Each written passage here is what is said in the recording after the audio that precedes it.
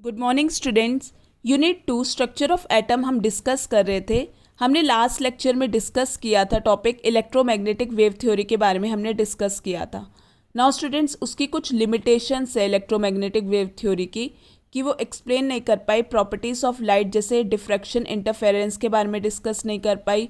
वो photo electric effect और black body radiation के बारे में डिस्कस नहीं कर पाई। So in today's lecture we will discuss black body radiation and photo electric effect के बारे में हम डिस्कस करेंगे। नाउ स्टूडेंट्स, ब्लैक बॉडी क्या है? ब्लैक बॉडी वो बॉडी है जो कि परफेक्ट अब्जॉर्बर है और परफेक्ट रेडिएटर है एनर्जी की, यानी जो 100% अब्जॉर्ब कर ले और 100% एमिट करे रेडिएशंस को, उसे हम क्या कहते हैं? Black body. That is which we can emit and absorb all frequencies of radiation. The radiation emitted हो रहे हैं उसे हम क्या कहते हैं? Black body radiation. Now students, ऐसा क्यों होता है? ब्लैक बॉडी रेडिएशन क्यों होता है? जब हम सॉलिड बॉडी को हीट करते हैं तो जो एटम्स जो हैं वो अपनी जगह में हिलने लग जाते हैं, वो ऑसिलेट करने लग जाते हैं और एमिट करते हैं रेडिएशंस ऑफ फ्रीक्वेंसी न्यू। और जब हम और हीट करते रहेंगे तो जो सब्सटेंस है वो एमिट करता है radiations of higher frequency.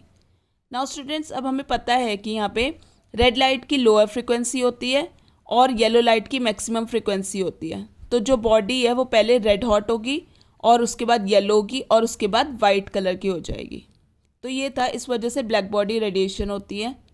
Now students, next अब हम देखते हैं फोटो इलेक्ट्रिक इफेक्ट। फोटो का मीन्स क्या है? लाइट है। तो जब लाइट जो है सर्टेन मिनिमम फ्रीक्वेंसी के रेडिएशंस हम स्ट्राइक करेंगे मेटल सरफेस पे, तो जो इलेक्ट्रॉन्स है अपनी जगह से हिल जाएंगे और बाहर निकल जाएंगे। इस इफेक्ट को हम क्या कहते हैं? Photo electric effect. यानी लाइट हम यहाँ पे यूज़ कर रहे हैं और सर्टेन मिनिमम फ्रीक्वेंसी, और उस मिनिमम फ्रीक्वेंसी को हम क्या कहते हैं? थ्रेशहोल्ड फ्रीक्वेंसी कहते हैं। नाउ स्टूडेंट्स, अब हम डिस्कस करते हैं यहाँ पे when radiations of certain minimum frequency यानी न्यू नॉट से हम रिप्रेजेंट करते हैं, स्ट्राइक करते हैं सरफेस ऑफ मेटल पे, तो इलेक्ट्रॉन्स जो हैं वो इजेक्ट हो जाते हैं from the surface of metal. इस इलेक्ट्रॉन्स को हम क्या कहते हैं? Photo electrons. और इस फिनोमिनन को हम क्या कहते हैं? Photo electric effect. इलेक्ट्रॉन्स तभी अपनी जगह से हिलेंगे जब हम सर्टेन मिनिमम फ्रीक्वेंसी देंगे, स्ट्राइक करेंगे सरफेस ऑफ मेटल पे, और इस मिनिमम फ्रीक्वेंसी को हम क्या कहते हैं? थ्रेशहोल्ड फ्रीक्वेंसी कहते हैं। इसको थ्रेशहोल्ड फ्रीक्वेंसी कहते हैं। इस minimum energy h nu naught जो कि रिक्वायर्ड है to the eject the electron, उसे हम वर्क फंक्शन जिसे हम डब्ल्यू नॉट से रिप्रेजेंट करते हैं। Velocity hence the kinetic energy जो है इलेक्ट्रॉन की, वो डिपेंड करती है frequency of the instant radiation और इंडिपेंडेंट होती है उसकी इंटेंसिटी पे। और जो number of photo electrons eject हो रहे हैं फ्रॉम द मेटल सरफेस वो प्रोपोर्शनल होता है to the intensity of instant radiation.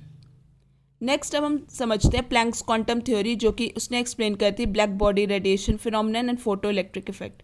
तो मैक्स प्लैंक इन 1900 उसने एक थ्योरी दी थी जिसे हम क्या कहते हैं? Planck's quantum theory.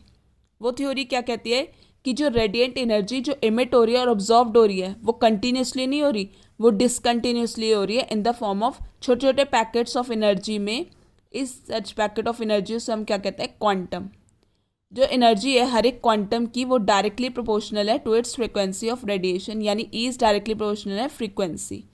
E equals to h nu, जहाँ पे एच क्या? प्लैंक्स कॉन्स्टेंट है जिसकी वैल्यू है 6.6 इंटू 10⁻⁻34 जूल सेकेंड।